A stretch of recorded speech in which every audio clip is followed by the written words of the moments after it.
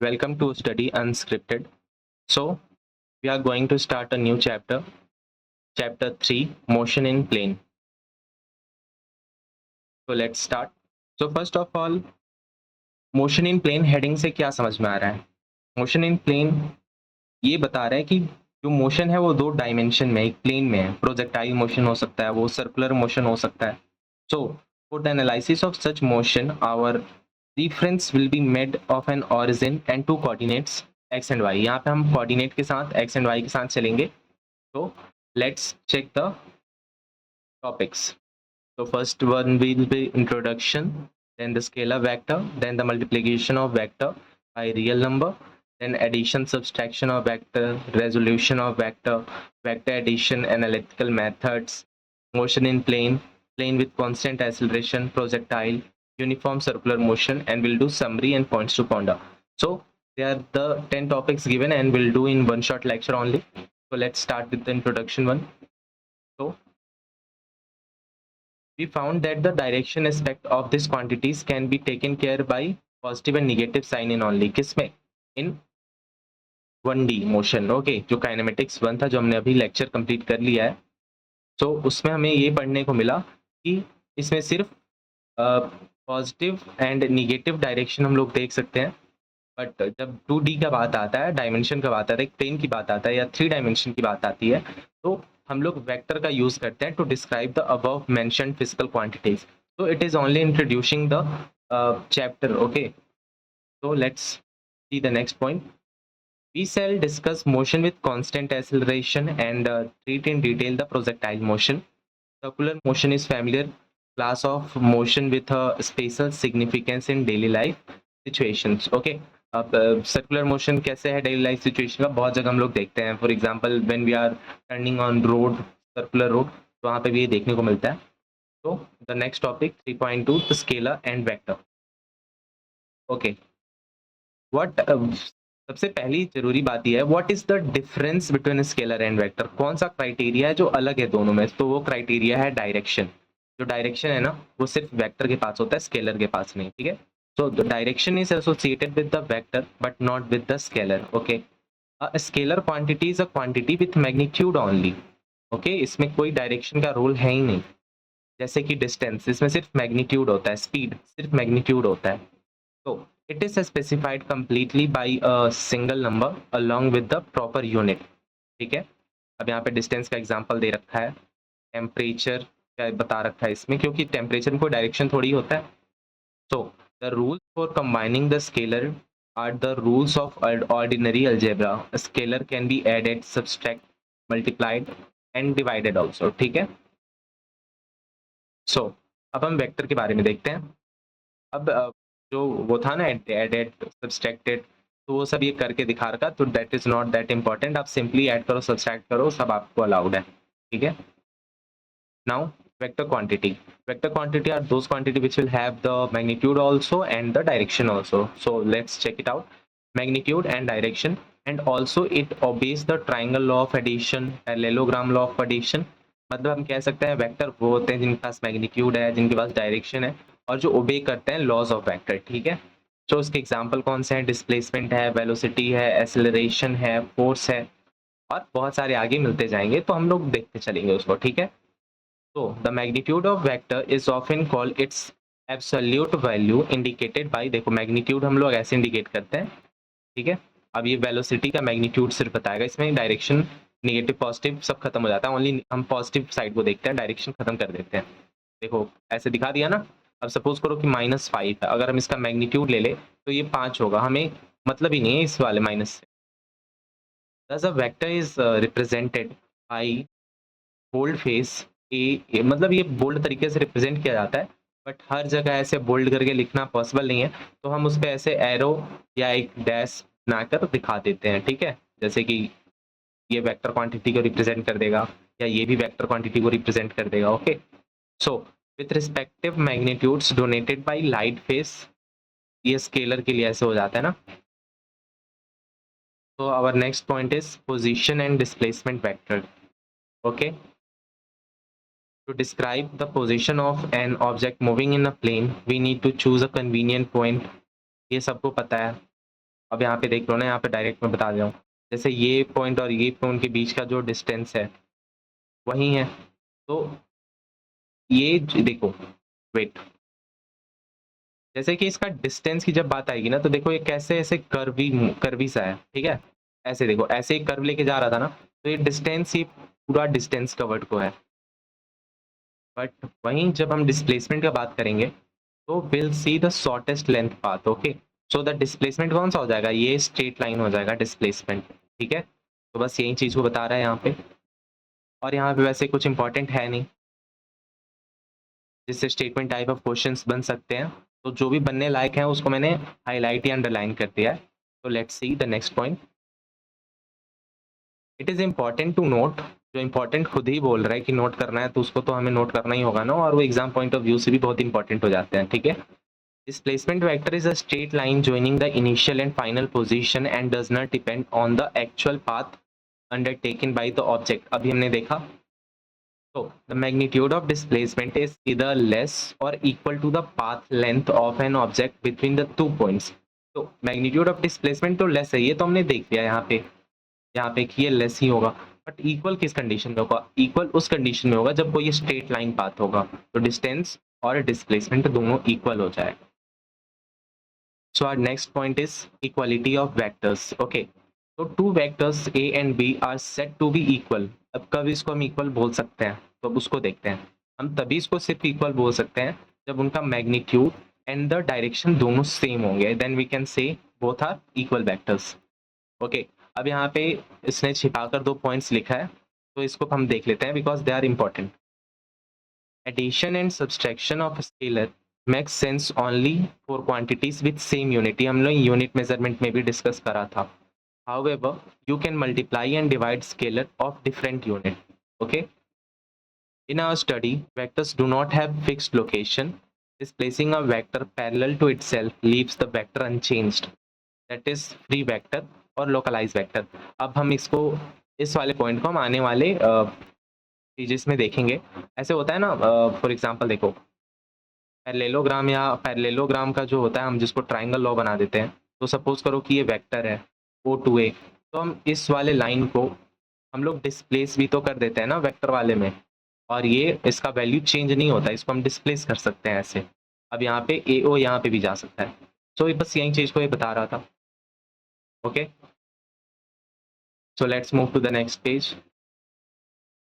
Okay, अब हमने बोला था ना, दो वेक्टर इक्वल कब होंगे, जब उनका मैग्नीट्यूड और उनका डायरेक्शन दोनों सेम होगा। अब यहाँ पे देखो, इनका मैग्नीट्यूड सेम है और इनका डायरेक्शन भी सेम है। Okay, so these two are equal vectors. अब यहाँ पर देखो, यहाँ पे अनइक्वल डायरेक्शन है।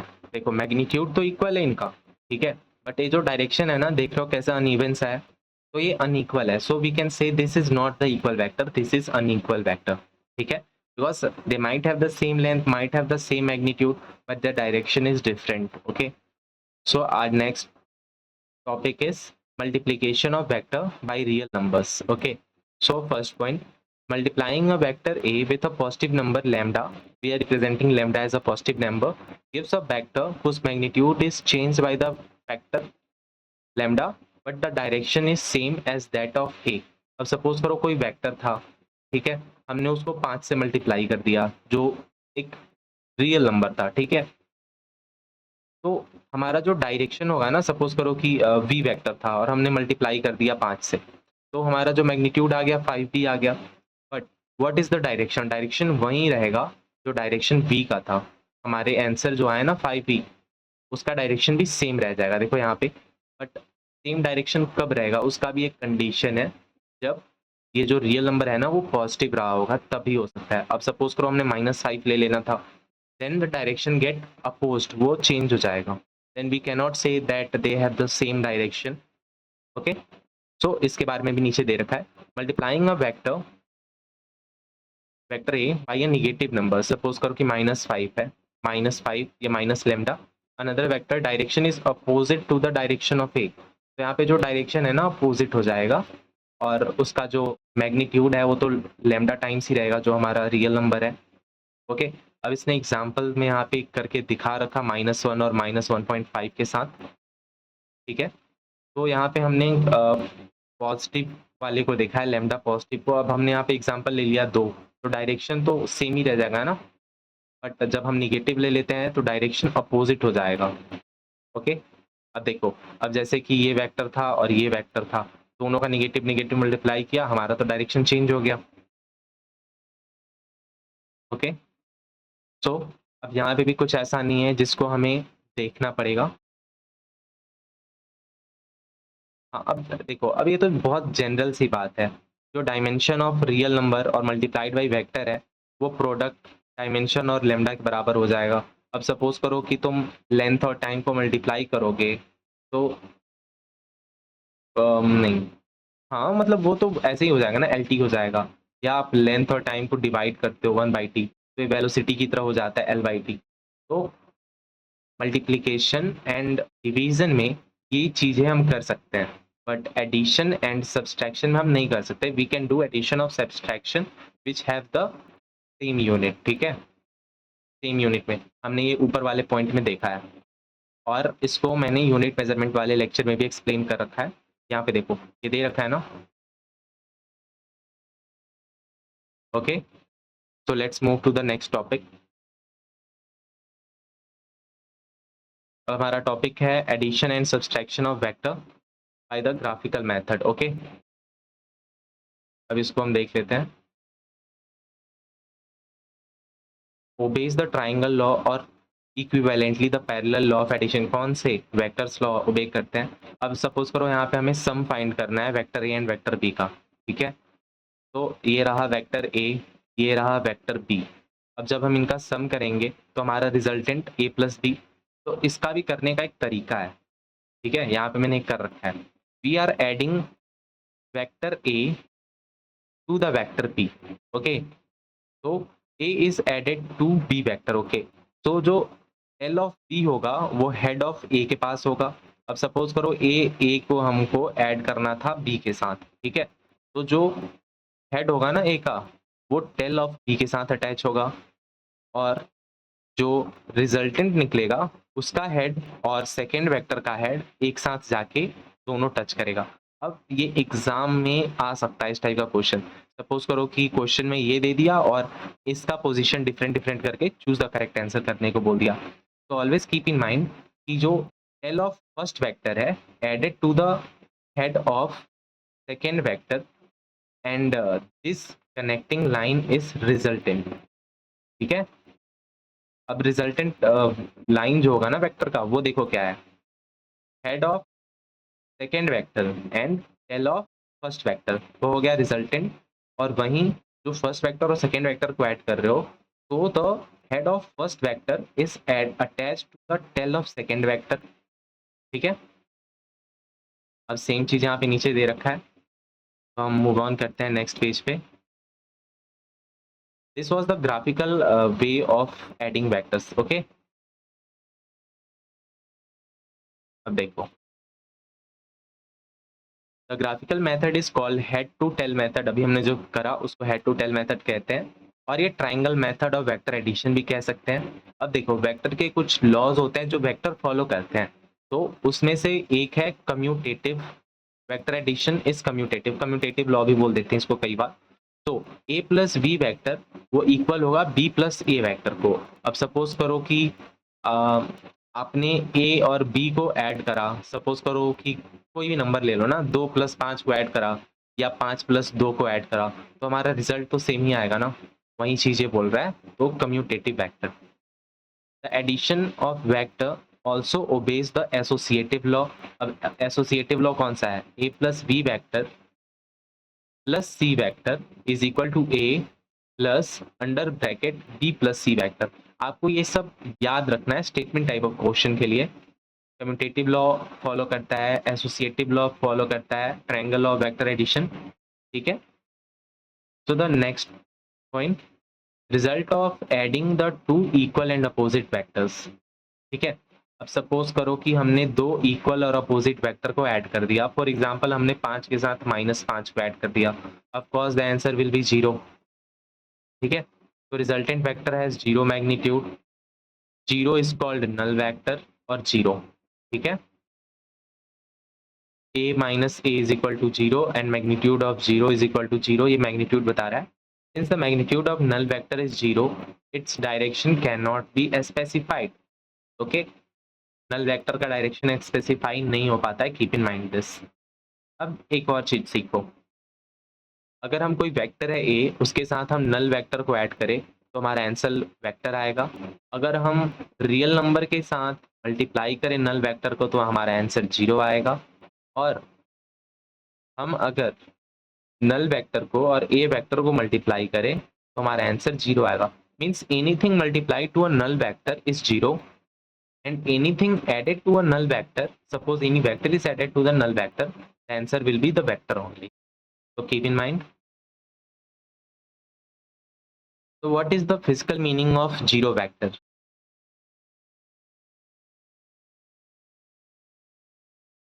Consider the position and displacement vector in the same plane as shown.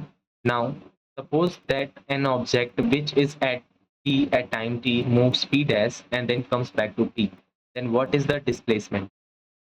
अब देखो ये क्वेश्चन जो इसमें क्रिएट करा है ऐसे, तो मतलब जीरो वेक्टर का यूज क्या है हमें, व्हाट इज द नीड. तो हमारा नीड ये है कि अब सपोज करो कि कोई डिस्प्लेसमेंट है, तो यहाँ पे ऐसा होता है ना कि वो चला और घूम के वापस आ गया तो डिस्प्लेसमेंट 0 आ गया.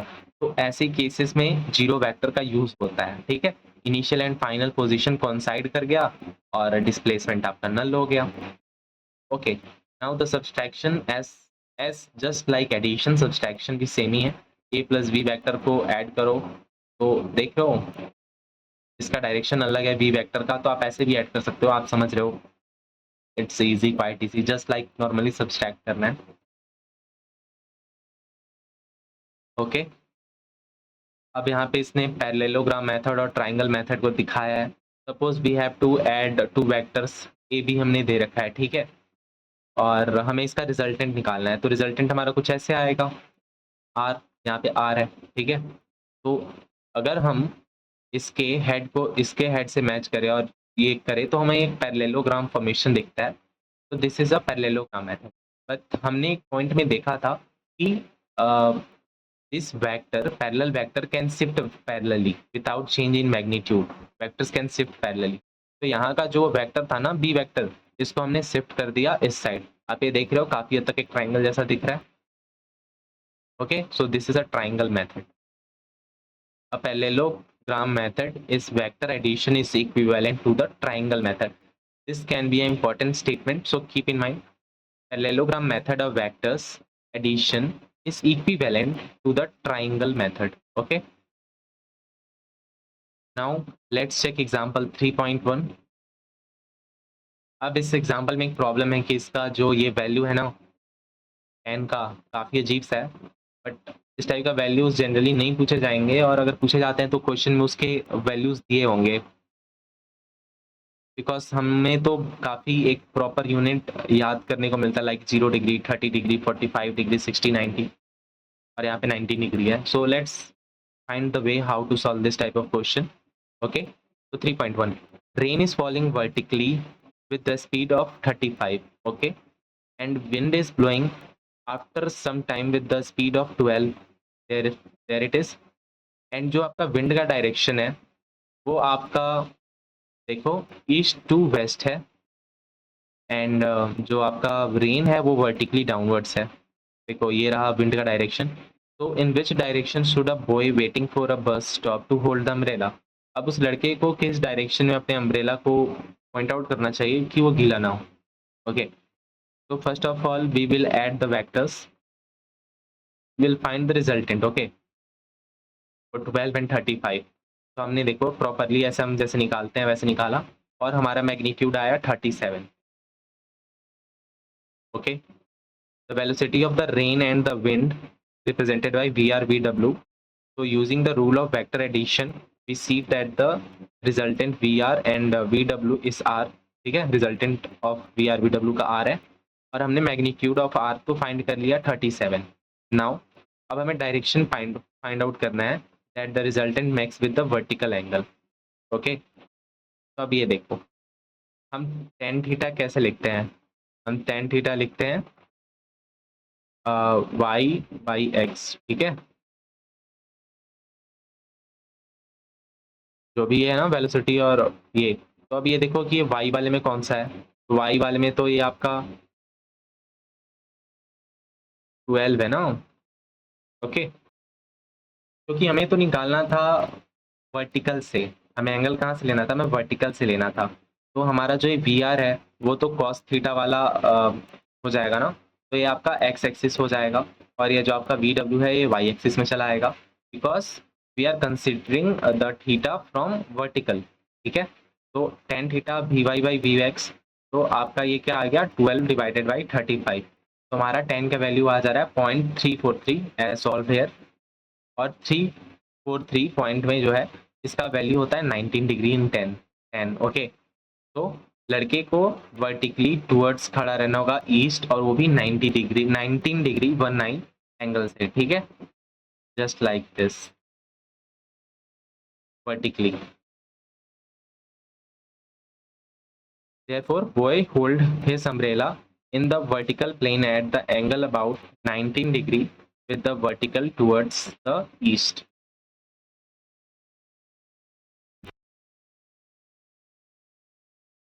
किसी को भीगने से बचाना होगा तो हमें अपोजिट जाना होगा ना, with the speed of wind, जो रेन जो आ रहा है ना उसके अपोजिट, इसलिए हमें वर्टिकल 19 लेना होगा towards the east. Okay, so our next topic is 3.5 resolution of vectors. So first of all, what this statement mean? Okay, मतलब ये heading क्या मतलब करता है, what is the meaning of resolution of vectors? यहाँ पे resolution of vectors का मतलब है splitting of vectors into multiple components that produce same effect as original. For example हम कॉस और साइन में तोड़ देते हैं ना किसी मैग्नीट्यूड को, अगर यहाँ से एफ है और यहाँ पे तो हम इसको एफ कॉस थीटा बोल देते हैं थीटा, और यहाँ पे हम एफ साइन थीटा बोल देते हैं। तो we are just resolving the vector into two component here. Okay, बस यही मतलब है इसका। तो लेट्स सी, देखो जैसे यहाँ पे वेक्टर ए है, इसको रिजॉल्व किया गया है ए और बी में। ठीक है, यहाँ जो ये लेमडा और ये म्यू है ना, ये रियल नंबर्स को रिप्रेजेंट कर रहे हैं, they are representing the real numbers, ये मल्टीप्लाई हो रखे हैं। ओके, तो a has been resolved into two component of lambda a and mu b along ab.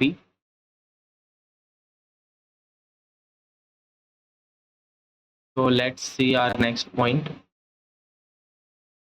All the three lie in the same plane. ये जो resolve vector और original vector और तीनों same plane में है. It is convenient to resolve a general vector along the axis of a rectangular coordinate system using the vector of unit magnitude. This is important statement, just keep in mind vector से बस एक ही question पूछे जाते हैं। For example in NEET and JEE में भी एक से दो क्वेश्चन पूछे जाते हैं, और कभी कभी किसी सेट में तो होते भी नहीं है। तो this is called unit vectors. Okay, a unit vector is a vector of unit magnitude, यानी कि उसका मैग्नीट्यूड तो 1 होगा, and points in a particular direction, it has no dimension and no unit, very clear. Okay, used to specify a direction only. Okay, तो यहाँ पे देखो ये जो आई कैप यूनिट मैग्नीट्यूड के अंदर है, मॉड के अंदर है, तो they are just representing the unit vectors and this doesn't have the unit also and nor dimension. Okay, so this unit vectors are perpendicular to each other. अब ये जो आई जे के हैं तो ये तो परपेंडिकुलर होंगे ही ना। ठीक है, दिस के vector, that is the J vector, that is the I vector, so these are perpendicular to each other. Okay, और यहाँ पे जो एक कैप है ना, आई ये कैप है, these are just way of representing unit vectors. Okay, और ये डिफरेंशिएट कर पाते हैं, ये तो नॉर्मल वेक्टर हो जाते हैं ऐसे, बट अगर हमें कोई यूनिट वेक्टर रिप्रेजेंट करना है तो हम उस पर कैप डालते हैं। If we multiply a unit vector by N cap by a scalar, the resultant is a vector. Okay, यहाँ पे जो एन कैप है यहाँ पे एक स्केलर है।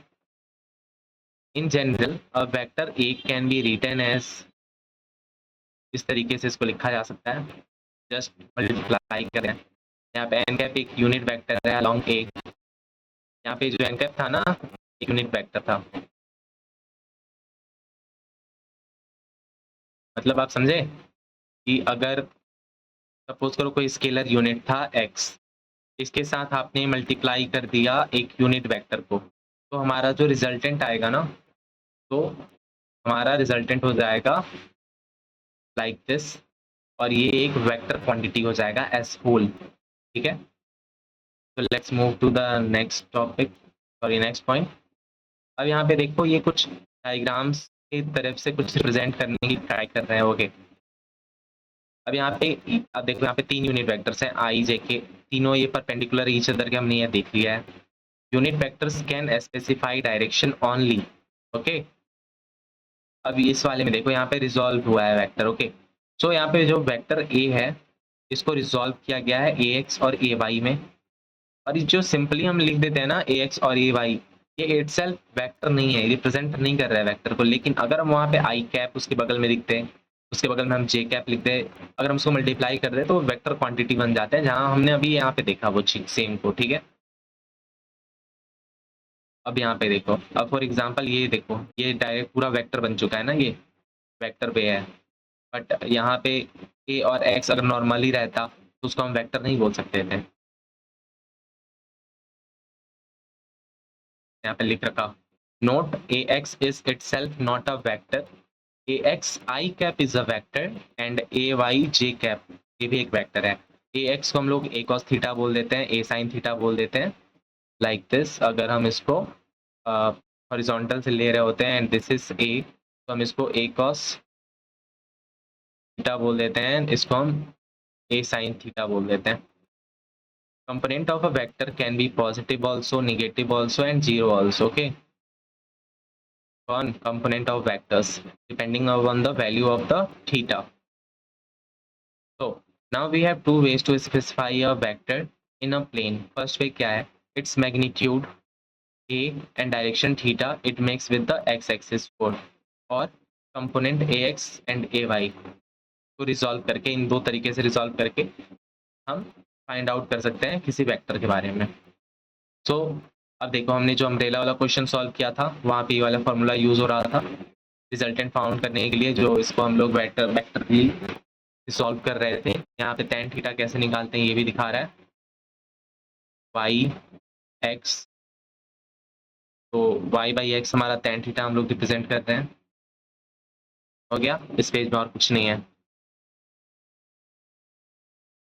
तो अब यहाँ पे फिगर देखो, vector a resolve into the components along x y and z, ठीक है। General vector a into 3 component x y z में रिजॉल्व तो कर दिया गया यहाँ पे नीचे में, और यहाँ पे एंगल्स रिप्रेजेंट कर रहे हैं alpha beta and gamma, okay. और ये एंगल्स कौन से हैं, वेक्टर और x के बीच के एंगल हैं अल्फा, और वेक्टर और y के बीच का एंगल है बीटा, एंड z के साथ एंगल है gamma, okay. These are angles in space, ये कोई प्लेन में एंगल नहीं है, okay. They are in space, एक 3D model, okay. They are not between the line pair, these are not coplanar, always keep in mind यहाँ पे जो alpha beta gamma use हुए हैं ना, these are not coplanar, okay। अब यहाँ पे देखो, जब दो वेक्टर्स में रिजॉल्व कर रहे थे 2D में, तो सिमिलरली हम 3 वेक्टर्स में भी वही फॉर्मूला का यूज कर रहे हैं, ओके। तो our next topic, vector addition analytical method.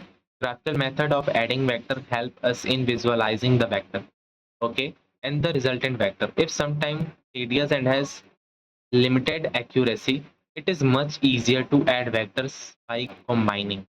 Graphical से फायदा तो है कि हमें विजुअलाइज हो जाता है, हमें उसका रिजल्टेंट वेक्टर विजुअलाइज हो जाता है, बट उसका भी कुछ लिमिटेशन है कि वो काफ़ी मतलब अजीब से होते हैं, क्लियर कट नहीं होते हैं, टीडियस होते हैं, और एक लिमिटेड एक्यूरेसी होता है, एग्जैक्ट नहीं होता। तो सबसे आसान तरीका हो हम उसको कंबाइन करके चेक आउट कर लें, जैसे कि यहाँ पे इसने करके दिखा रखा, A X I cap A Y Z cap. देखो अभी हमने ऊपर देखा ना कि अल्फा बीटा एंगल, वो एंगल इन स्पेस थे, वो between the pair of lines के नहीं थे, okay. They are between pair of lines which are not coplanar, okay.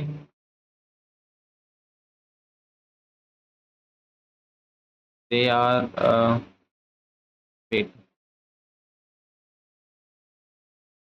wait a minute, there is one correction, now it is correct. They are between the line pair, they are not coplanar, that are not coplanar। एक line pair के बीच में तो है but ये coplanar नहीं है, okay. And ये space में है and this is 3D model of representation. So अब यहाँ पे देखो वेक्टर्स जो होते हैं वो कम्यूटेटिव लॉ ओबे करते हैं, एसोसिएटिव लॉ ओबे करते हैं, हमने ये सब देख रखा है, that is not that much important. अब जैसे कि यहाँ पे इसने ए वेक्टर और बी वेक्टर को ऐड करना है, तो इसको रिजॉल्व ए वेक्टर के 3 निकलेंगे, इसके 3 निकलेंगे, और देखो इन दोनों को पार्टिकुलरली रिजॉल्व करके तब हमें ऐड करना है। तो ये तो क्वेश्चंस की मदद से अच्छे से समझ में आ सकते हैं आपको। So let's see example 3.2। यहाँ पे करना क्या है, find the magnitude and direction of resultant of two vector A and B in terms of their magnitude and angle. Okay, so let's see. So यहाँ पे देखो यहाँ पे तो एक टाइप से डेरिवेशन दिखा रखा, तो हमें डेरिवेशन पॉइंट ऑफ व्यू से नहीं देखना, हमें यहाँ पे फॉर्मूला नोट डाउन करना है। तो suppose we have to add the vector A and vector B here. Okay, तो यहाँ पे हमारा रिजल्टेंट फाउंड आउट हो रहा है, तो ये इसका फॉर्मूला नोट डाउन कर लो। जब हमें मैग्नीट्यूड निकालना हो, so this is called the law of cosines. Okay, तो हम इसको a square plus b square plus 2ab cos theta और ये अंडर रूट होल स्क्वायर के है सारे, तो ये हमारा रिजल्टेंट ऐसे फाइंड आउट हो सकता है। एंड एक और तरीका है लॉ ऑफ साइंस, इससे भी फाइंड आउट करने का यहाँ पे दे रखा है। ये आप नोट डाउन करो कि सबके नीचे साइन है और ये अल्फा बीटा थीटा इसके एंगल्स हैं। ये काफ़ी हद तक लामिस थ्योरम जैसा दिखता है। ओके, तो आप इसको भी देख सकते हो। और डायरेक्शन जब हमें निकालना होता है, तो पहली बात हमें इस लॉ ऑफ कोसाइन से डायरेक्शन निकाल सकते हैं। कब निकाल सकते हैं, जब हमें कोई भी इसमें दो टर्म पता होगा। Suppose we are knowing the angle of theta and we know this also this also, यहाँ पे हमें 3 टर्म पता है, तो हम चौथे को निकाल सकते हैं। तो ऐसे भी हम डायरेक्शन का पता लगा सकते हैं, या जो हमारा सबसे जो फेवरेट मेथड है जिससे हम लोग मेजॉरिटी ऑफ द टाइम्स निकालते हैं, ठीक है, B sine theta divided by A plus B cos theta, और ये tan अल्फा का वैल्यू है। ठीक है, इस तरीके से निकाल सकते हैं। So these are just derivation to keep in mind and just apply while solving any numericals. Okay, तो इस टाइप के क्वेश्चन हमें तब भी दिखेंगे जब हम एक्सरसाइज के क्वेश्चन सॉल्व कर रहे होंगे या एग्जाम्पलर सॉल्व कर रहे होंगे।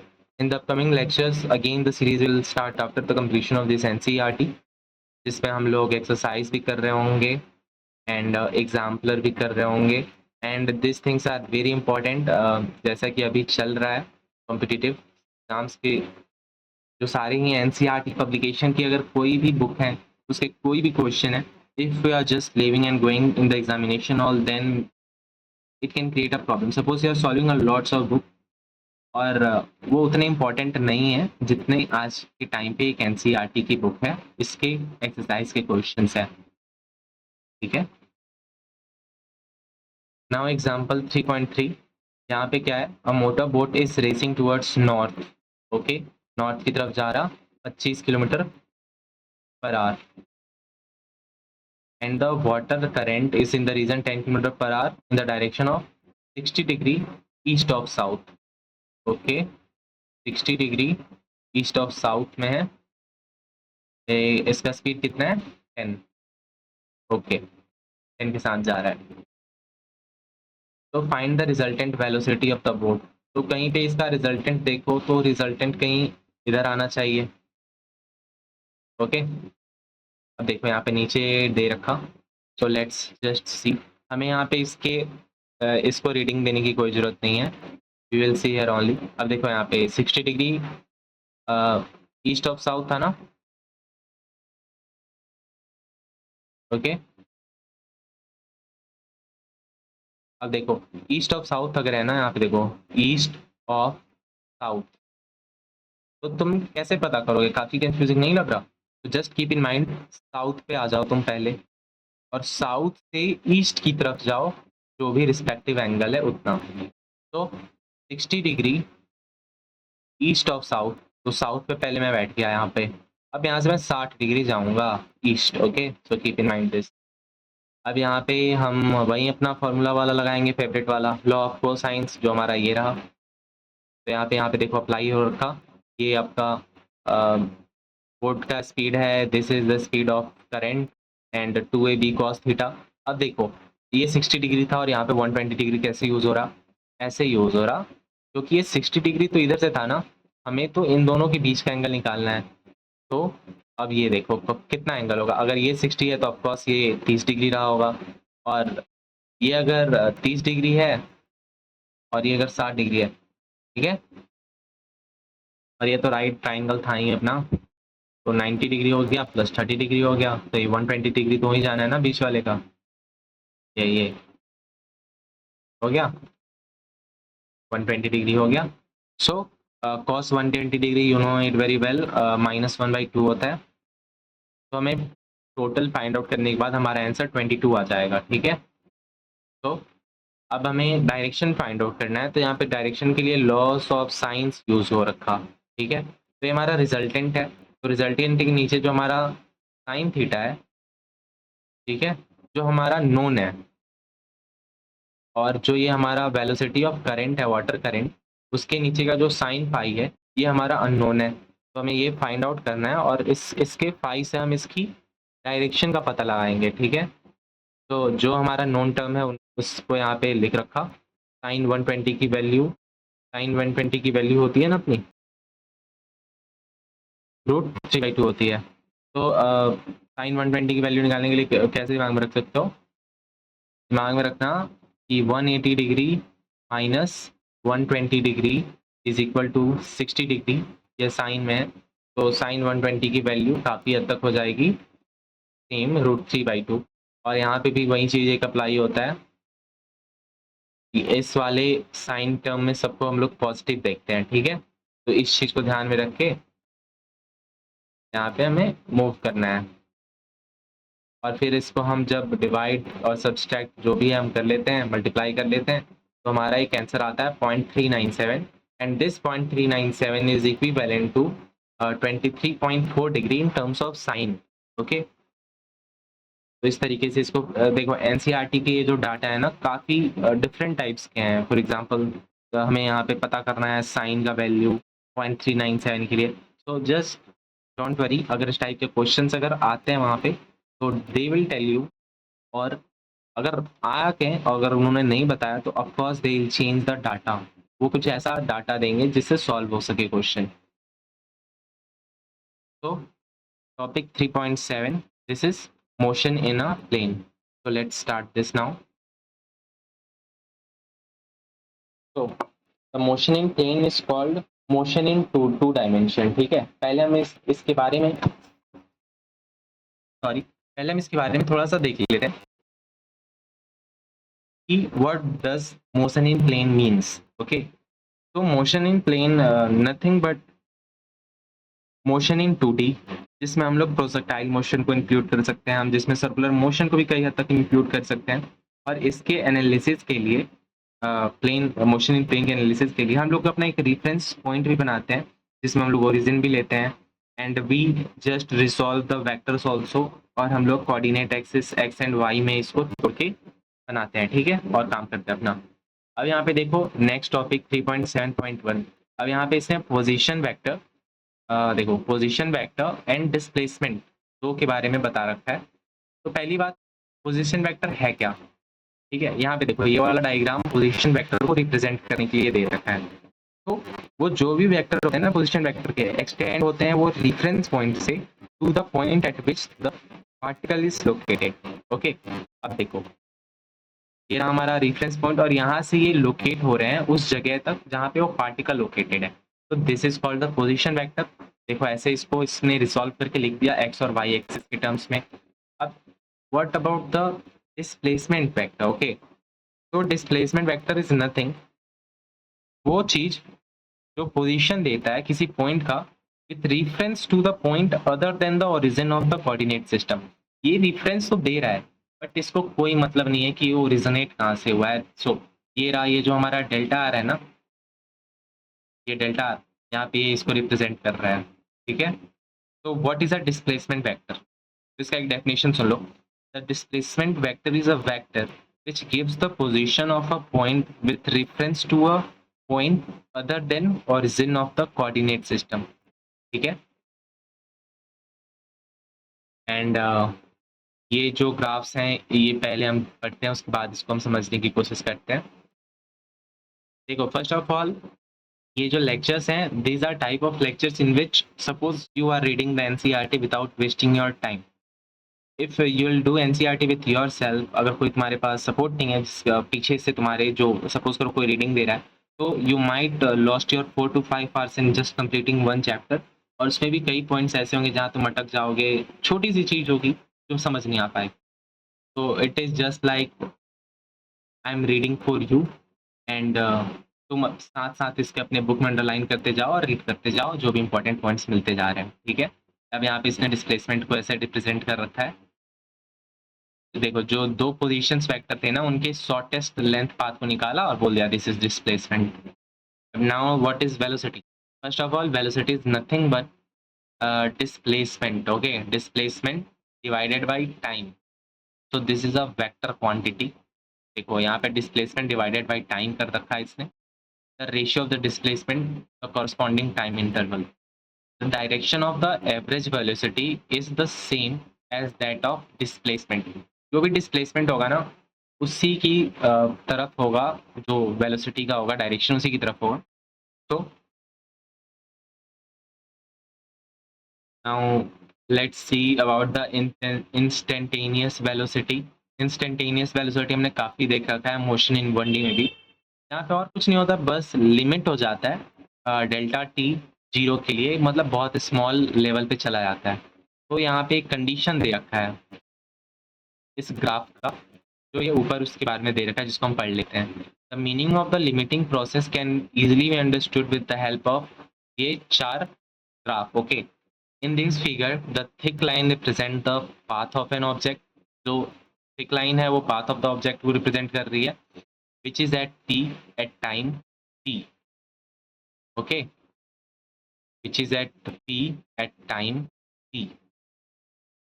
P1, P2 and P3 represent the position of the object after change in time t1, change in time t2 and change in time t3. तो आप देखो कि जो नेक्स्ट फिगर है इसमें, देखो ये फर्स्ट फिगर है, इसमें हमारा एक डेल्टा r1 आया, एक डिस्प्लेसमेंट आया. सेकेंड वाले में डिस्प्लेसमेंट और कम हो गया, थर्ड वाले में और कम हो गया, और लास्ट वाले में एक पॉइंट पे हो गया, लगभग गायब ही हो गया. ठीक है. तो अब एक चीज देखो, ऑफ कोर्स यहाँ पे जो आपका जो टाइम रहा होगा ना डेल्टा टी, यहाँ पे वो डिक्रीज होते जा रहा है. That is the reason. ठीक है. देखो यहाँ पे डिक्रीज होते जा रहा है ना. डेल्टा टी 1 सबसे बड़ा था, फिर T2, फिर T3, और बिकॉज ऑफ दिस लिमिट होते गया, और एक टाइम पे जब डेल्टा टी बहुत ज़्यादा छोटा आ गया तो वो इंस्टेंटेनियस हो गया, जैसे कि हम यहाँ पे देखते हैं एक इंस्टेंट पे हो गया. ठीक है. अब इसको देख लेते क्या लिखा. As the time interval delta T approaches to 0, जो हमने अभी देखा इंस्टेंटेनियस बनाने के लिए, the average velocity approaches to velocity v. तो ये जो एवरेज वेलोसिटी निकल रहा था ना, वो भी पहुंच गया कहाँ पे, सिर्फ वेलोसिटी पे. The direction of v is parallel to the line tangent to the path. Okay. So अब हम देखते हैं नेक्स्ट पॉइंट. ये वही चीज है कि जो चेंज इन टाइम था वो डिक्रीज होते जा रहा था. एज एक टाइम पर वो 0 हो गया, तो वहां पे भी डिस्प्लेसमेंट 0 हो गया, जो ग्राफ 4 में हमने देखा था. डिस्प्लेसमेंट भी खत्म हो गया था ना. सो therefore we can say that the direction of velocity at any point of the path of an object is tangential to the path of that point as and is in the direction of motion. अब यहाँ पे किस चीज को आपको दिमाग में रखना है, this word को, tangential. The direction of velocity at any point of the path of object is tangential to the path at that point and in the direction of motion. So let's move to the next point. अब यहाँ पे इसने position divided by time करके इसने velocity निकालने का कोशिश कर रखा. फिर यहाँ पे अप्रोचेस टू 0 कर रहा है डेल्टा टी को इंस्टेंटेनियस के लिए. फिर यहाँ पे रिजोल्यूशन कर रखा है इसने एक डिफरेंट फैक्टर्स के फॉर्म में Vx एंड Vy को. ये सब हमने देख रखा है. ठीक है. ये सब एनसीईआरटी में कई छुप छुप के लिख रखा है इसने. लेकिन यहाँ पे एडिशन हम लोग कर रहे हैं. अगेन यहाँ पे हम लोग एंगल फाइंड करने के लिए सब हमने देख लिया ऊपर में. तो नाउ एक्सेलरेशन. ओके. तो सबसे जो बेसिक डेफिनेशन हो सकती है एक्सेलरेशन की, वो हो सकती है the rate of change of velocity. यहाँ पे रेट टाइम को रिप्रेजेंट करेगा. The rate of change of velocity is called acceleration. Okay, अब यहाँ पे देखो, यहाँ पे कह सकते हो एक टाइप का डेरिवेशन है जो हम लोग नॉर्मली यूज करते हैं। हम लोग डायरेक्टली सिर्फ एक्सेलरेशन के टर्म में लेते हैं, तो हम लोग एक्सेलरेशन को कैसे लिख देते हैं, dv डिवाइडेड बाई dt। और हम जानते हैं कि जो dv होता है वो dx डिवाइडेड बाई dt होता है, तो हम लोग ऐसे भी लिख सकते हैं ना, dx divided by dt square. ये कौन है, ये हमारा एक्सेलरेशन का वैल्यू है। यहाँ पे डी स्क्वायर हमने इसलिए करा क्योंकि ये डबल डिफरेंशिएशन हो रहा है ना, इसलिए D square x divide by D T square. तो ये इस फॉर्मेट में भी लिखा जा सकता है, एंड एक और फॉर्मेट में होता है D multiplied by D V by D X. ठीक है, तो ये डिफरेंट है, और as we will solve the question in exemplar and exercise, अगर ये मिलते हैं तो वहाँ पे हम इसको देख लेंगे। ठीक है, तो एक्सेलरेशन, अब यहाँ पे भी इंस्टेंट वाली बातें आ रही हैं, तो इंस्टेंट वाली बात हर जगह के लिए एक ही चीज़ कॉमन होगा, delta T approaches to zero, time interval approaches to zero, तो वहाँ पे हम इंस्टेंट पे पहुँच जाएंगे। ओके, अब यहाँ पे देखो, component of V X and V Y, velocity V, angle theta with X axis, तो यहाँ पे वही चीज़ यहाँ पे इसने रिसॉल्व किया वी एक्स के टर्म पे एंड वी वाई के टर्म पे, और यहाँ पे हॉरिजॉन्टल से इसने एंगल लिया है, दैट्स वाई एक्स एक्सिस में कॉस थीटा फॉल करा, एंड वाई एक्सिस जो ये रहा यहाँ पे साइन के टर्म्स में आ जा रहा है। ठीक है, अगेन यहाँ पे सेम उसी टाइप के ग्राफ जो हम लोग इसके पहले वाले पेज में देख रखे थे। ओके, अगेन इसको हम लोग देख लेते हैं। यहाँ पे अगेन जो P1 है रिप्रेजेंट कर रहा है एक पोजीशन को जहाँ पे एक वेलोसिटी v है। अगेन यहाँ पे हम लोग चेंज इन टाइम जो हमारा होगा वो डिक्रीज होते जाएगा, और इतना डिक्रीज हो जाएगा कि time interval approaches to zero हो जाएगा, and at that position R change in velocity will also becomes zero, and thus we will able to find the acceleration at an instant. Okay, अब यहाँ पे हम देख लेते हैं क्या लिखा था एक बार जल्दी से। In each case, delta t and delta v, which is change in time and change in velocity, is obtained using the triangle law of addition. Okay, the direction of average acceleration is same as that of delta v. We see that the change in time decreases, जैसे कि देख रहे हो ना यहाँ पे decrease होते जा रहा, and the direction of delta v changes, and consequently the direction of the acceleration changes. अब यहाँ पे इंपॉर्टेंट चीज है जिसको आप मार्क कर लो कि delta T approaches to zero के लिए डिक्रीज होते तो जा रहा है, लेकिन उस दौरान डायरेक्शन ऑफ वेलोसिटी भी चेंज हो रहा है, एंड सेम टाइम पे डायरेक्शन ऑफ एक्सेलरेशन भी चेंज हो रहा है। तो the average acceleration becomes the instantaneous acceleration has the direction as shown, और आप कह सकते हो कि यहाँ पे डायरेक्शन भी चेंज हो रखा है। ठीक है, देख लेते हैं। Average acceleration become acceleration at an instant when the change in time approaches to zero. Okay, again यहाँ पे आप देख रहे हो ना, यहाँ पे जो चेंज इन वेलोसिटी वहाँ पे ये डिक्रीज होते जा रही है, एंड एट अ टाइम वो खत्म भी हो जा रहा है। और इस ग्राफ को फाइंड आउट करने में हमें एक चीज पता चला कि direction of velocity changes and acceleration also changes. Keep in mind. अब देख लेते हैं ये क्या रखा, नोट। पहली बात आप पहले देखो क्या है इसमें, note that in one dimension, 1D की बात कर रहा है, the velocity and the acceleration of an object are always along the same straight line, इधर द सेम डायरेक्शन और इन अपोजिट पैरेलल और एंटी पैरेलल की बातें कर रहा है 1D के लिए। So however for motion in 2D और 3D, the velocity and acceleration vector may have any angles between 0 and 180 degree, because यहाँ पे लिमिटेशन सारे खत्म हो जा रहे हैं 1D वाले, इसमें 2D और 3D वाले केस में। So the position of particle is given by r. Okay, तो लेट्स सॉल्व दिस। अब यहाँ पे देखो r की वैल्यू से पोजीशन दे रखा है and we have to find the velocity and acceleration, also the magnitude and the direction of velocity at t is equal to 1 second. So we will do the differentiation. So after differentiation, the what velocity will get? Okay, so 3t will become 3 I cap plus 2t square will become 4t j cap, and this will become 0 because it is constant. So this is the velocity, and what acceleration will get after differentiating the velocity dv by dt will get 0 plus 4 j cap. Okay, so this is the acceleration, this is the velocity. Now velocity at t is equal to 1 second, so 3 plus 4 to the whole square. Okay, and so you'll get answer as 5. There it is. Now हमने क्या करा, जो ये 40 था ना, इसमें 1 को रख के हमने मल्टीप्लाई कर दिया, so that is the reason it is 5. Okay, and direction निकालना है तो y axis divided by x axis and nothing else, and we'll get 4/3, and 4/3 is 1053 degree.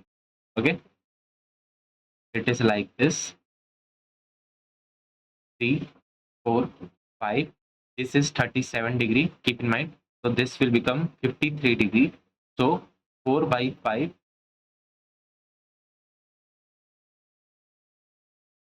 sorry, 4/3 will be the 1053. Okay, now motion in a plane with constant acceleration, topic 3.8.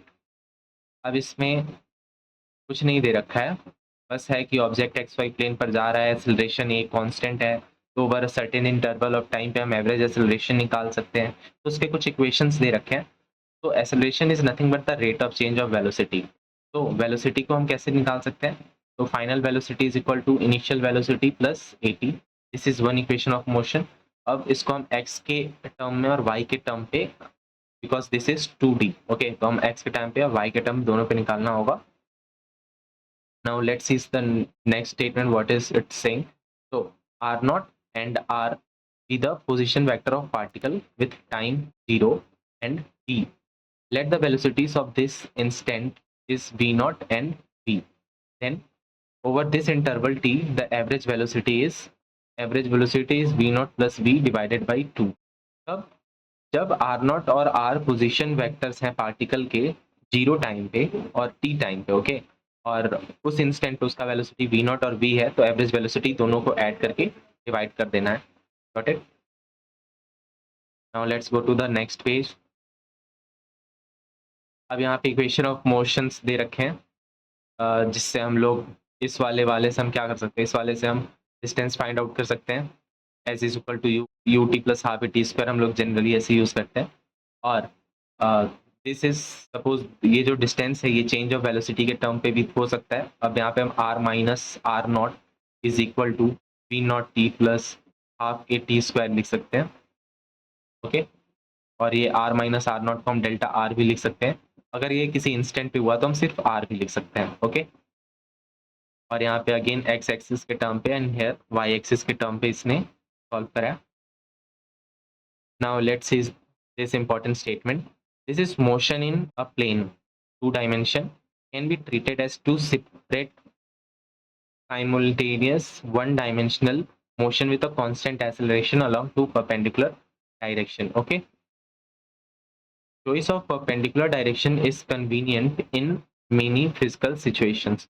अब हम लोग दो axis ले लेंगे और दोनों पे 1D मोशन चालू कर रहे हैं, एक्स पे भी और वाई पे भी, और इन दोनों को जब हम वेक्टोरियली सम कर देंगे तो यही हमारा मोशन इन 2D बताता है। सिमिलरली अगर इसमें हम थर्ड वाला भी एक्सिस ले ले, जेड एक्सिस, और तीनों को ऐड कर दे तो हमारा 3D पता लगता है। तो motion in 2 dimension is nothing but दो मोशन 1D ऐड किया हुआ। Okay, now example 3.5. now let's see what is it saying, what is trying to say. So a particle start from origin, time 0 है, तो at origin velocity is 5 and moves in the X Y plane under the action of force.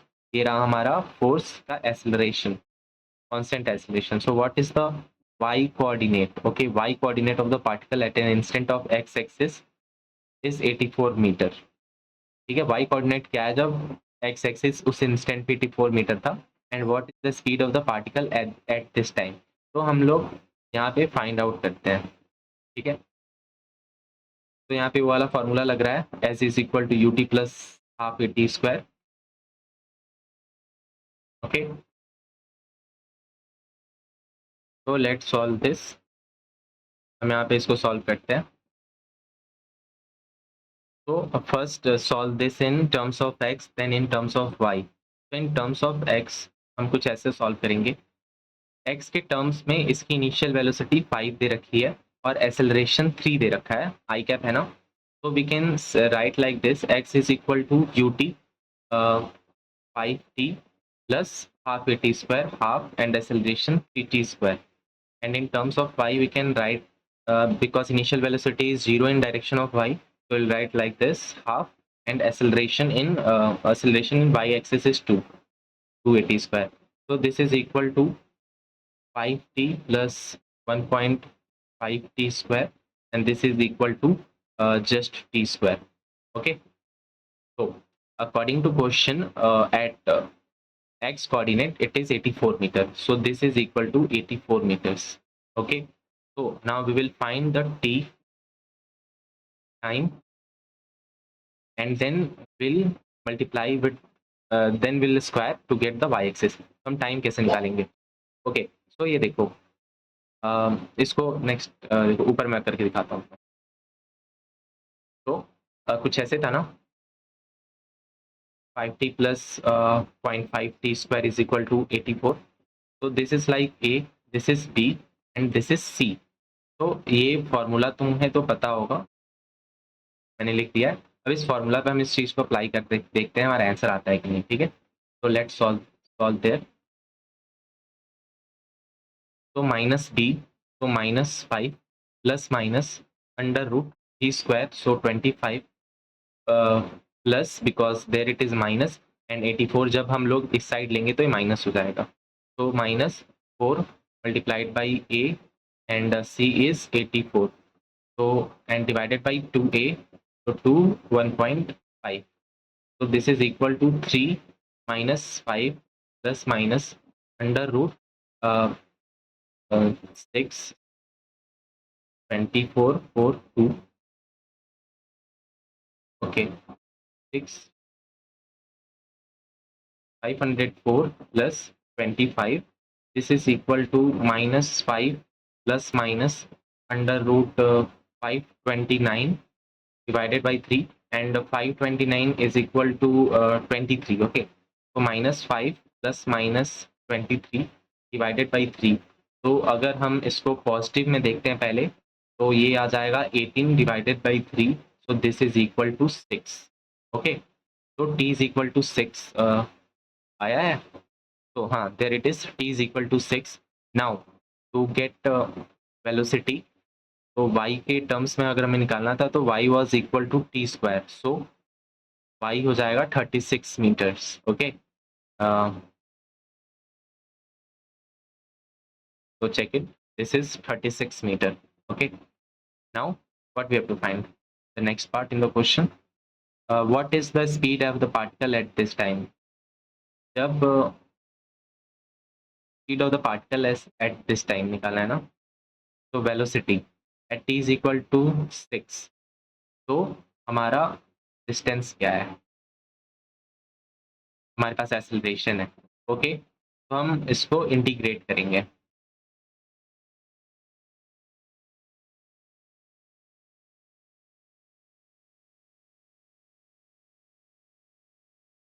Now topic 3.9, projectile motion. Okay, so first of all, what does the projectile motion means?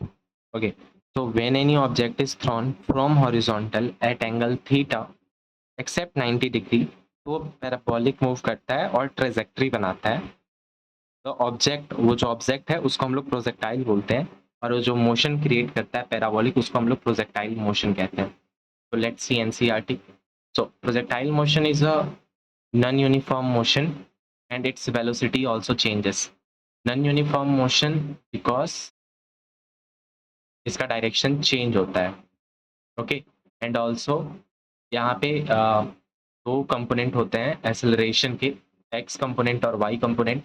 X component तो यहाँ पे acceleration 0 होता है, but why component में भी acceleration constant होता है. Okay, now let's see NCERT. An object that is in the light after being thrown or projected is called projectile. Such an projectile might be a football, a cricket ball, or a baseball. One component is along a horizontal directed without any acceleration because acceleration is 0, because velocity in x component is u cos theta. Okay, and acceleration is 0. And the other along the vertical direction with constant acceleration due to the force of gravity. Okay, it was Galileo who first stated this independency of horizontal and vertical component of projectile motion in his dialogue on the Great World System in 1632. Okay, और यहाँ पे resistance को neglect किया जाता है. So acceleration in the y component, and this is the acceleration in the x component, which is 0, and this is the velocity of x component u cos theta, and ये initial velocity है y component का v naught sin theta. But as time changes और वो projectile में जाता है तो v naught sin theta minus gt होने लगता है in y component. So let's see. Okay, so this is the distance. So यहाँ से देखते हैं, if we take the initial position to be the origin of the to the origin of the reference frame as shown, we have x भी 0, y भी 0, because यहाँ पे origin से निकल रहा है. So the equation becomes x के लिए v naught cos theta t and y के लिए v naught sin theta t minus half gt square. ये है x and y. This is distance. The component of the velocity at time t can be changed. ये था distance at time t के लिए. अब हम लोग यहाँ पे velocity at time t निकालेंगे. Velocity in x direction will always be constant. ये होगा v naught cos theta, या हम लोग इसको initial velocity को अगर u बोलते हैं तो u cos theta भी बोल देते हैं. And in y direction this is u sin theta minus gt. Okay. So one of the component of velocity, that is x component, remain constant throughout the motion and only y component changes. अभी हम लोगों ने यहाँ पे देखा like an object in free fall in vertical direction. Okay, so point of maximum height velocity is 0. Okay, so this is the only place जहाँ पे velocity in y component 0 होता है. कहाँ पे? at h max. बट यहाँ पे velocity at x component u cos theta ही होगा एट h max पे, एंड एक्सेलरेशन जो होगा that will be minus g. ये कुछ ऐसे होगा. Let me draw. Okay, this is h max and there the acceleration is equal to g, and this is the velocity in x which is equal to u cos theta, and the velocity in y is equal to 0. Okay, so theta tan inverse vy by vx is equal to 0, because vy तो आपका 0 है और vx कितना है? u cos theta. So the final answer will be 0. Now equation of path of projectile. तो अब question arise होता है, what is the shape of path followed by the projectile? तो ये पैराबोलिक पाथ फॉलो करता है, और उसके पहले हम लोग this can be eliminating the time between the expression of x and y in the given equation 3.17. इसको हम लोग equation of trajectory भी बोलते हैं. So ये कुछ ऐसे होता है, y is equal to x tan theta minus gx square divided by 2 u square cos square theta. Remember this thing, okay? This is very important. तो अब ये प्रोजेक्टाइल का ये फॉर्मूला है, keep in mind y is equal to ax plus bx square. This is based on equation of trajectory, okay? Parabola. Here a and b are constant. This is equation of parabola. Path of projectile is parabola, okay? And this is the parabolic path, okay? Now time of maximum height. H max कहाँ पे होगा? H max, this is the H max where the velocity in y component is 0 and velocity in x component is u cos theta. Okay, so here we can see that velocity in the y component is 0. So यहाँ पे इसको derive किया है काफी अच्छे तरीके से. You know the velocity in y component is equal to u sin theta minus gt. अगर ये velocity in y component is equal to 0, so we can write that u sin theta is equal to gt and t is equal to u sin theta divided by g. So this is time to reach maximum height. So by putting y is equal to 0 in the equation 3.37 हमने इसको निकाला. So what is the time of flight? Time of flight is nothing but equal to the 2 times time of maximum height, which is expected because the symmetry of the parabolic path. Now this can be assertion reason type of question. ये क्यों expect किया जाता है? This is expected क्योंकि यहाँ पे because है ना इसके symmetry of the parabolic path. So now next point, maximum height of a projectile. So यहाँ पे time is equal to time to reach maximum height apply करना है और ये फॉर्मूला रिमेंबर कर लो. एंड दिस हाइट के लिए this will depend upon the velocity in y component. It will not depend, इसी पे सिर्फ डिपेंड करेगा and not depend on px. Velocity in x component पे डिपेंड नहीं करता है. So h is equal to u sin square theta, u square sin square theta divided by 2g.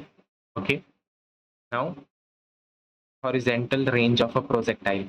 Horizontal range कौन सा होता है? This is the horizontal range. Distance covered. So this is the range. Okay, ये जो parabola path follow हुआ है उसमें जो हॉरिजॉन्टल डिस्टेंस कवर करेगा, this is called the range. And range में इंपॉर्टेंट होता है range is equal to ux multiplied by time, and range will depend upon both velocity on x component and velocity on y component, because time depends on the velocity of y component and range depends on x component. तो ये कुछ ऐसा हो जाता है.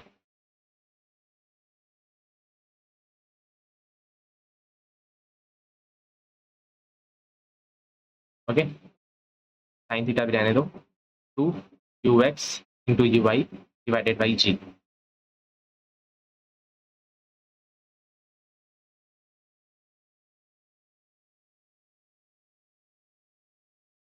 So let's see next point. Range is equal to u square sin 2 theta divided by g, and r is maximum when sin 2 theta is maximum, which is sin 90. और जब theta is equal to 45 degree होगा then only sin square theta will be equal to 90 degree. तो range is maximum at 45 degree.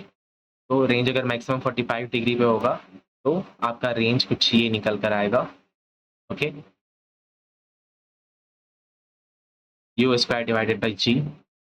Now example 3.6, Galileo in his book two new signs stated for elevation which exceed or fall short of 45 by equal amount, the ranges are equal. पहली बात ये statement है and in JEE और NEET derive करने को तो question आएगा नहीं, इस बेसिस पे क्वेश्चन जरूर फॉर्म हो सकता है। ओके, तो हमें यहाँ पे प्रूव नहीं करना है, बस एक चीज नोट डाउन करना है, इस चीज को 45 प्लस अल्फा या 45 माइनस अल्फा, अगर दोनों अल्फा का वैल्यू सेम है तो रेंज सेम रहेगा। और ये चीज अप्लाई होगा 90 प्लस 2 अल्फा या 90 माइनस 2 अल्फा के लिए, 90 प्लस 2 अल्फा 90 माइनस 2 अल्फा के लिए भी। Okay, ranges are equal for elevation which exceeds or falls short of 45 by equal amount theta.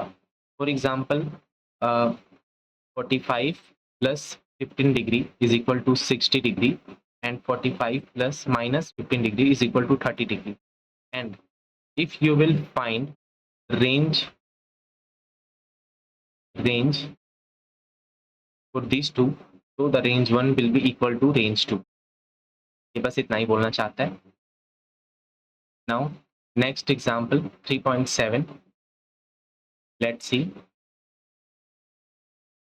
A hiker stand on the edge of cliff 490 meter above the ground and throws a stone.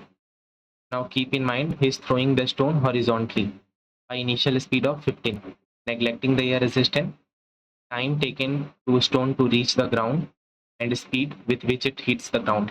Okay, so first of all, what is the time taken?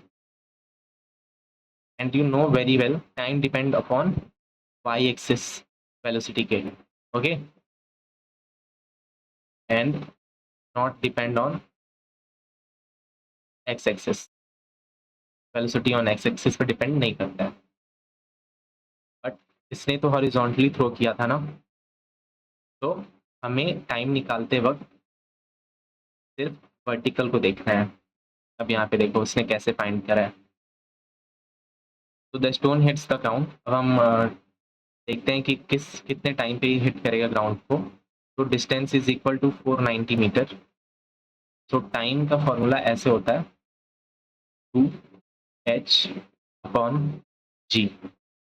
Okay, तो जब हम इसको करेंगे तो that will be like this.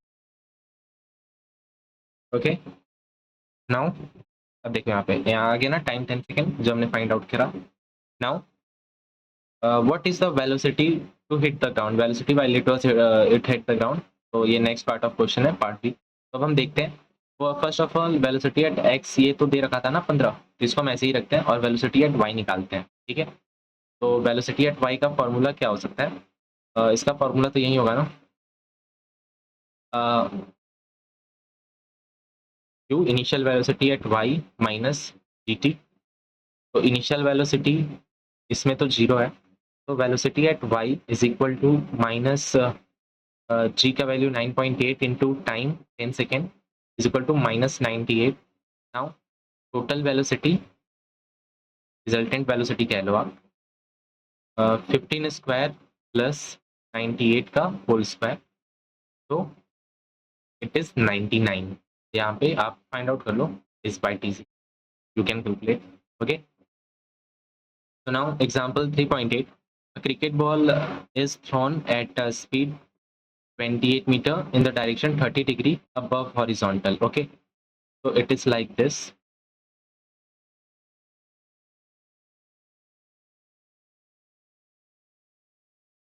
Okay, a maximum height, so maximum height is equal to q square sin square theta divided by 2g. Okay, तो हम ऐसे find करेंगे तो हमारा आंसर आ गया 10 मीटर्स। ओके, आप देखो,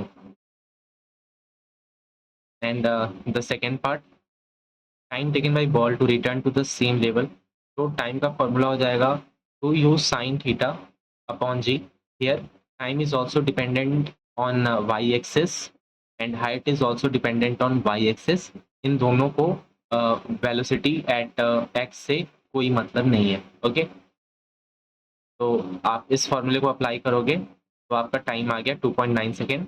the third part, the distance from the thrower to the point where the ball returns to the same level. अब ये रेंज पूछ रहा है। ओके, तो रेंज को तो मतलब तो है आपके यूएक्स से भी और यूआई से भी, तो ये वाला फॉर्मूला अप्लाई करो, U square sine 2 theta upon G 69 meters, it is the answer. Okay, now topic 3.10, uniform circular motion. So uniform, यहाँ पे जो वर्ड यूनिफॉर्म है ना, it is applying only for speed. यहाँ पे सिर्फ स्पीड यूनिफॉर्म है, वेलोसिटी यूनिफॉर्म नहीं है, एक्सेलरेशन यूनिफॉर्म नहीं है. Why? Because these are vector quantities and in circular motion the direction changes. तो द मतलब मैग्नीट्यूड भले ही सेम रहा हो, ठीक है, बट अगर डायरेक्शन चेंज हो गया वेक्टर क्वांटिटी का तो वो चेंज हो जाता है. ओके, तो it is constant for speed, uniform circular motion. यहाँ पे जो वर्ड यूनिफॉर्म है refers to the speed which is uniform constant throughout the motion. Okay, velocity of the object is changing, मैंने बताया, because direction is changing continuously in direction of course, and the object undergoes acceleration, और यहाँ पे भी change होता ही है direction भी, ठीक है. So let's move to the next page. अब यहाँ पे कुछ डायग्राम्स दे रखे हुए हैं, figure 3.18. Let's check. Velocity and acceleration of an object uniform circular motion. Okay, or time interval delta t decreases from a to c where it is 0. Okay, delta t approach कर रहा है 0 तक. The acceleration is directed at each point of the path towards the center of the circle. Okay, acceleration इधर की तरफ directed होगा towards the center of the circle, and the velocity is perpendicular to the tangent. Okay, now let's read this.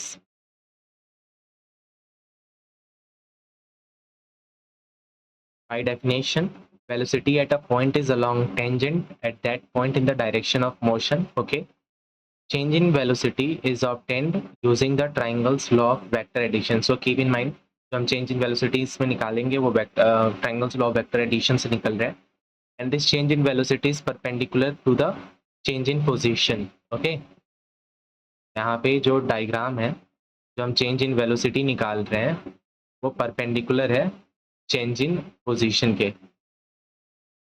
यहाँ से आप देख सकते हो, यहाँ पे जो फाइनली जो मिला है when t approaches to 0, तब देखो.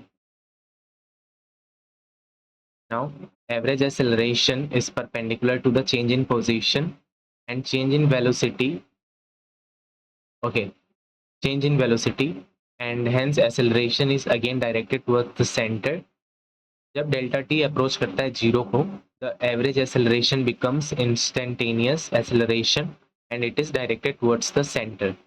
Okay, अब यहाँ पे देखो, in the time limit when delta t approaches to 0, change in position becomes perpendicular to our position, and the limit delta v approaches to 0 and is consequently also perpendicular to the velocity. Therefore, the acceleration is directed towards the center at each point on the circular path. Got it? We find that the acceleration of an object in uniform circular motion is always directed towards the center of the circle. Okay, अब यहाँ पे कुछ नहीं है, ये derivation point of view से है.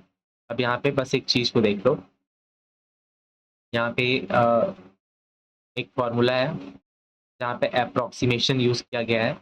mod magnitude of change in position divided by change in time is equal to velocity, and it is a approximate value. Therefore, the centripetal acceleration AC, इसका फॉर्मूला डिराइव किया गया था, which is equal to v square divided by r. Okay, and this v square divided by r is always directed towards the center. This is why the acceleration is called centripetal acceleration, and this centripetal acceleration term was given by Newton. Okay, keep in mind. And this centripetal acceleration, इसके बारे में जिन्होंने publish किया, he was a Dutch scientist, name was Christian Huygens. Okay, term was given by Newton and publication was done by Christian Huygens, TH. Keep in mind. Okay, and it was probably known to Newton also some years earlier. Centripetal एक Greek word है which means center seeking.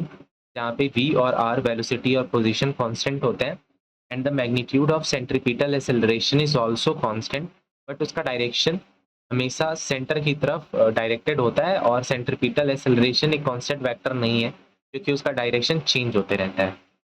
Okay, now this is called angular distance.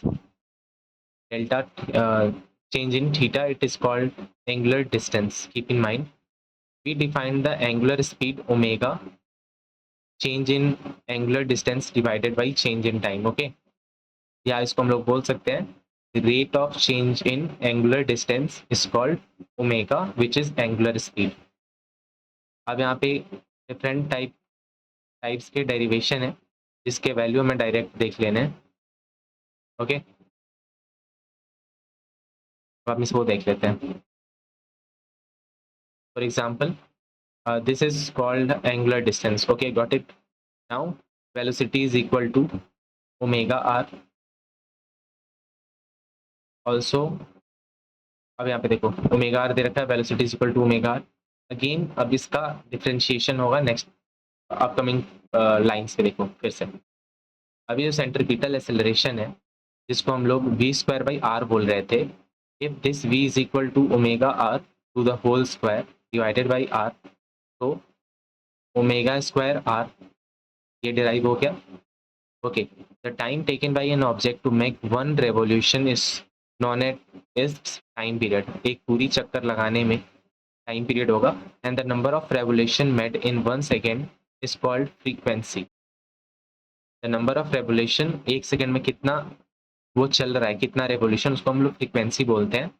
During this time the distance moved by the object is 2 pi R. एक perimeter है 2 pi are. Okay,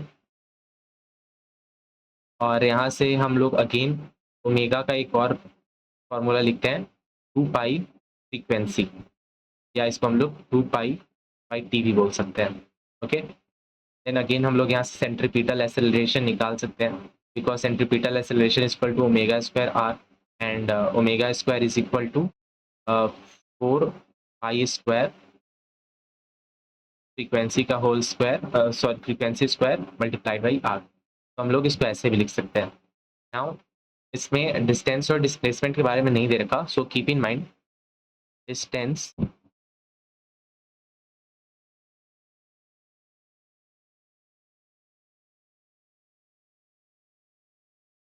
is equal to r theta and displacement is equal to 2r sine theta by 2. Keep in mind these two formulas, they are important. Okay, so now example 3.9. अब देखते हैं इसमें क्या है. an insect is trapped in a circular groove. radius दे रखा है, radius has given and completes 7 revolution in 100 seconds. Okay, so a, what is the angular speed? Omega. Okay, so omega is equal to 2 pi by t and यहाँ पे जो t है ये 1 second में लेना है, तो 2 पाई और so 7 revolution in 100 सेकेंड, तो 1 सेकेंड में this will have, so 2 pi into 7, 7 revolutions हैं in 100 seconds. ओके, तो दिस इज ओमेगा. तो इसका वैल्यू देखो यहाँ पे इसने फाइंड कर रखा है 0.44 radian per second. Now linear, तो लीनियर के लिए क्या फॉर्मूला होता है, v is equal to omega R and you know v is equal to 0.44 and r is 12 centimetre. तो इसको आप ओके 12 सेंटीमीटर में, 12 सेंटीमीटर में ही यहाँ पे आंसर फाइंड आउट करना है. It is equal to 5.3 centimetre per second. Okay, now B में क्या फाइंड करना है, is the acceleration vector a constant vector. Okay, यहाँ पे देखो the direction of velocity is along tangent to the circle at every point. We have discussed this. The acceleration is directed towards the centre of the circle. We also know this. Since the direction changes continuously, acceleration here is not a constant vector. Okay, ये भी हमने discuss कर रखा है। However the magnitude of acceleration is constant, ये हमें पता है। ओके, अब क्या फाइंड करना है, मैग्नीट्यूड फाइंड करना है।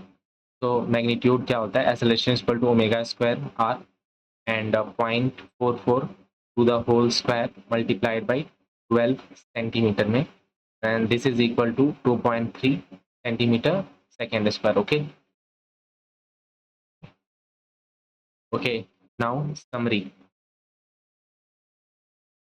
हम वन बाय वन करके देख लेते हैं। Scalar quantities are quantities with magnitude only. Example, distance, speed, mass and temperature.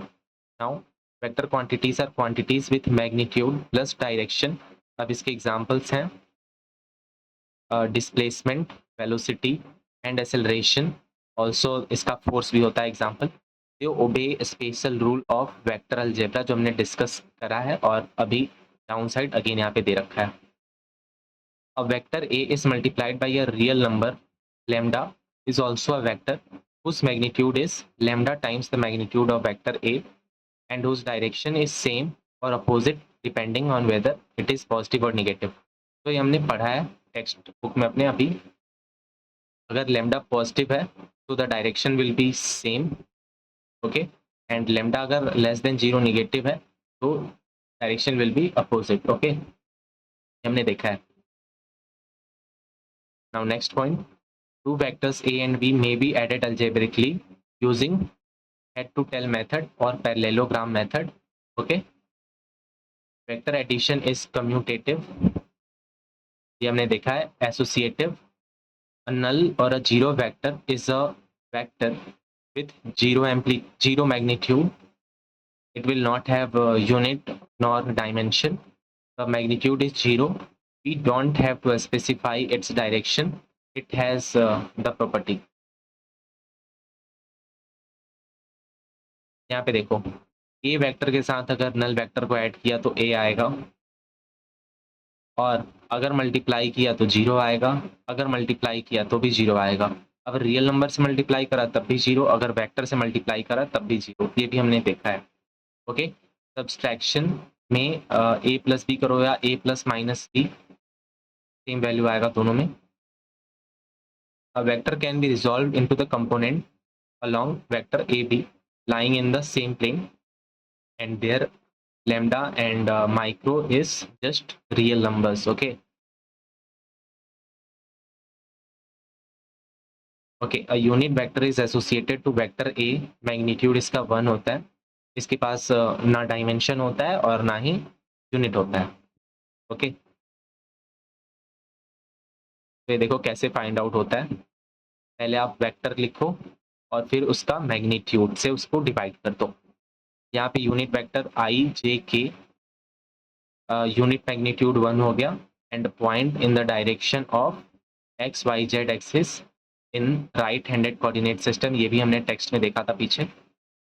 और vector A can be expressed as resolve होने के बाद एक्स और वाई के टर्म्स में हम इसको शो ऑफ कर सकते हैं। यहाँ पे a x and A y are its component along x and y axis. If vector A makes angle theta with the x axis, it will become cos theta, and अगर ए Y बनाता है अपने से तो ये हो जाता है साइन थीटा, और ये सब हमने देख रखा है formula.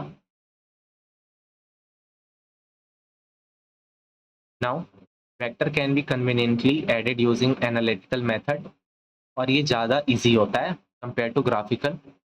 If sum of two vector A and B lie in the xy plane, then resultant is, हम इसको ऐड करना हमने देखा है बैक साइड में, ठीक है। The position vector of an object in xy plane, यहाँ पे देखो रिजॉल्व कर रखा है x और y के टर्म में, and the displacement in position r and r dash is given by, x को x से माइनस करना है and y को y से माइनस करना है in respective axis. ओके, और यहाँ पे हम ऐसे लिख सकते हैं। Point 13, if an object undergoes a displacement and time t, average velocity is given by changing position with respect to time, and the velocity of object at time t is limiting value of the average velocity as delta t tends to 0. Okay, अब यहाँ पे देखो यहाँ पे जो velocity find हो रहा है यहाँ पे इंस्टेंटेनियस फाइंड करना होगा because time is approaching to zero. It can be written in unit vector notation as. अब यहाँ पे यूनिट वेक्टर के नोटेशन में इसको लिख रखा है after resolving into 3 different vector. Okay, 3 coordinate X Y Z. और यहाँ पे dx by dt, dy by dt, समझ रहे हो आप. When position and of an object is plotted on a coordinate system, velocity is always tangent to the curve representing the path of object. ये भी हमने देख रखा है. ये जो समरी में जितने भी पॉइंट हैं, we have discussed all this point in this chapter. Okay, so this is just like a recall, या कह सकते हो कि आप बस एक बार लास्ट में सब अपना समेट रहे हो आपने जो भी देखा हो. Okay, if the velocity of an object changes v to v dash in time t, the average acceleration आपने देख लिया change in velocity with respect to time. अब यहाँ पे instantaneous acceleration देखना है when delta t approaches to zero at an instant. अब यहाँ पे हम लोग इसको इंटीग्रेट या डिफरेंशिएशन वाले पैटर्न पे भी यूज कर लेते हैं जब किसी इंस्टेंट पे होता है तब. एवरेज पे हम ये नहीं कर पाते. ओके, अब A X A Y A Z के टर्म्स में भी हम इसको लिख सकते हैं. And you know very well that acceleration is equal to dv by dt, और it is equal to double differentiation of x with dt square. It is also equal to velocity multiplied by dv by dx. ये सब acceleration के कुछ फॉर्मूले हैं जो आपको पता होने चाहिए. If an object is moving in a plane with a constant acceleration, okay, and position vector 0 time पे r naught पे है, तो other time will be point given is equal to like this. because एक initial कुछ distance इसके पास पहले से covered था, तो अगर इसको हम लोग proper लिखना चाहें तो it will be like this. Okay, velocity का ये कांस्टेंट एक्सेलरेशन में v equal to u plus A T. यहाँ पे v नॉट जो है इनिशियल वेलोसिटी है. Again this formula you know, ये x के टर्म में है, ये y के टर्म में है. It is nothing but s is equal to U T plus half A T square.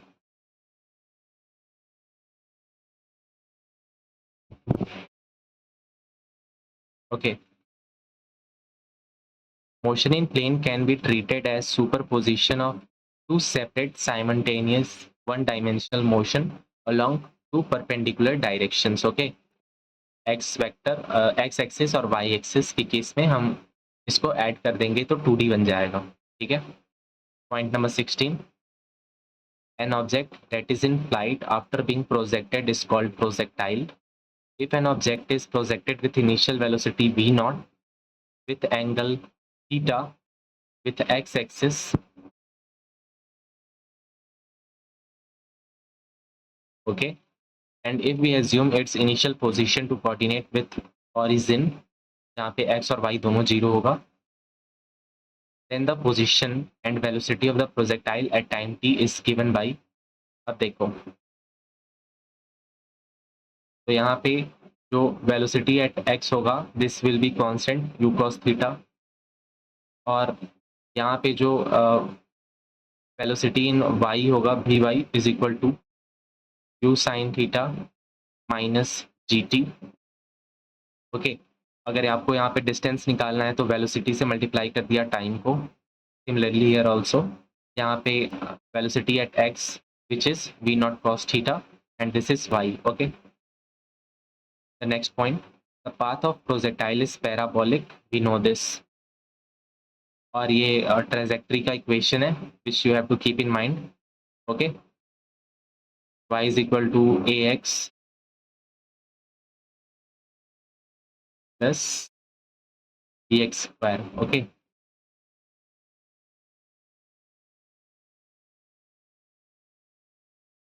Okay, और यहाँ पे a और b रियल नंबर्स हैं. ओके, ठीक है. इस फॉर्मूले को याद करना है, x tan theta minus G X square divided by 2u square cos square theta. Maximum height the projectile attains is, the maximum height that a projectile attains is, ये फॉर्मूला हमने टाइप करके देख रखा है टेक्स्ट में अपने.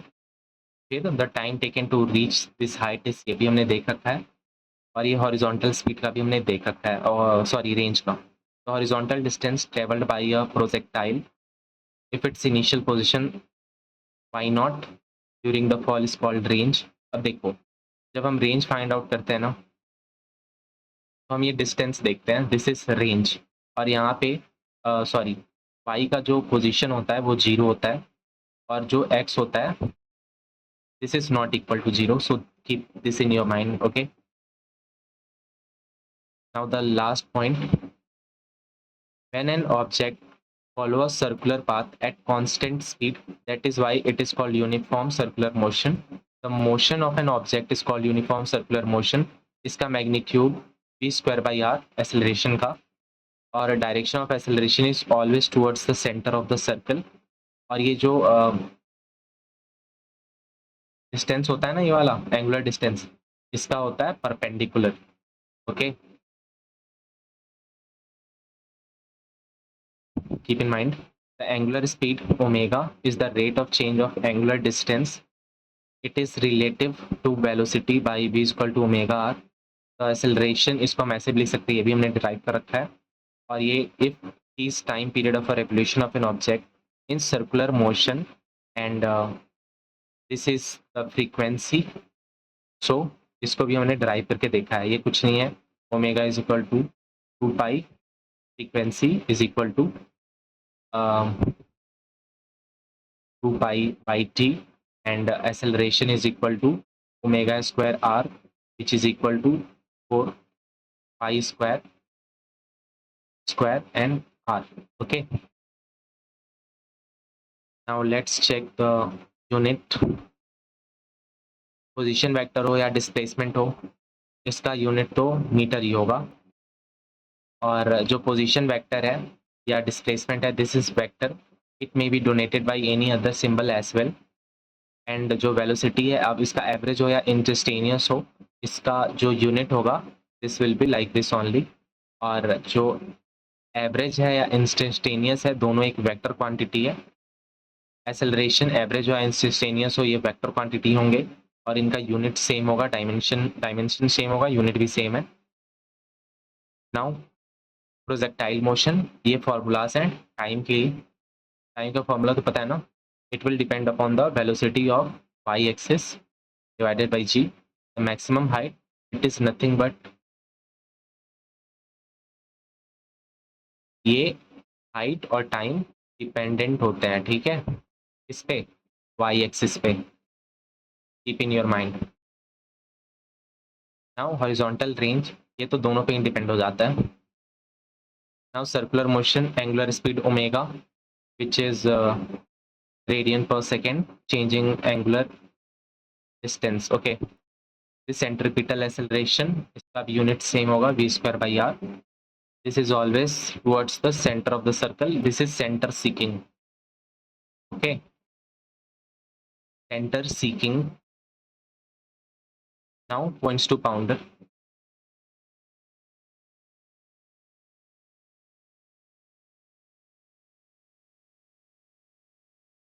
So points to pounder, this is very important for physics. Okay, अब हम इसे देखते हैं।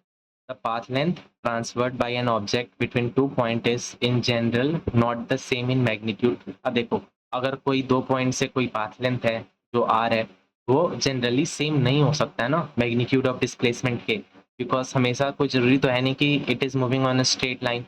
तो in general displacement depends only on the end points. Okay, अब ऐसे ऐसे ऐसे ऐसे जा रहा है, तो the distance will depend upon the path length. जैसे कि ये जैसे जैसे ये कवर कर रहा है ना, सब पे डिपेंड करेगा, डिस्टेंस ऐसे ऐसे डिपेंड करेगा total path length. But when we talk about the displacement, it is the straight line path between the two end point. Okay, so this is the displacement, keep in mind. Okay, the path length, as the name implies, depends upon the actual path. The two quantities are equal only if the object does not change its direction during the course of motion. In all other cases, path length is greater than the magnitude of displacement. बाकी सारे case में जो distance होता है, it is greater than the displacement. Okay, but एक case है जिसकी वजह से दोनों इक्वल हो जाता है, वो है when the distance is moving on a straight line path without changing its direction. Okay, now point number 2. In view of point 1 above, the average speed of an object is greater than or equal to the magnitude of average velocity over a given time interval. These are only equal if the path length is equal to the magnitude of displacement. अब देखो, अब हमने बात तो कर लिया distance और displacement का, but when it's comes to the average speed and velocity, तो स्पीड क्या होता है? Speed is nothing but the distance divided by time, and the velocity is nothing but the displacement divided by time. अब यहाँ पे भी distance जो होगा ना, देखो अब यहाँ पे भी जो स्पीड है, इट इज ग्रेटर और equal to the velocity, because ये कब बराबर होगा? ये बराबर तब होगा जब डिस्प्लेसमेंट और डिस्टेंस बराबर होंगे. और स्पीड ग्रेटर कब होगा? जब पाथ लेंथ ज़्यादा होगा, जब वो डायरेक्शन चेंज कर रहा होगा अपना. नाउ अब पॉइंट नंबर 3 में कुछ नहीं है, ये इन रिजोल्यूशन ऑफ वेक्टर्स के बारे में बता रहा है, जो हमने बहुत अच्छे से देख लिया है. Now point number 4, the kinematic equation for uniform acceleration do not apply for the case of uniform circular motion.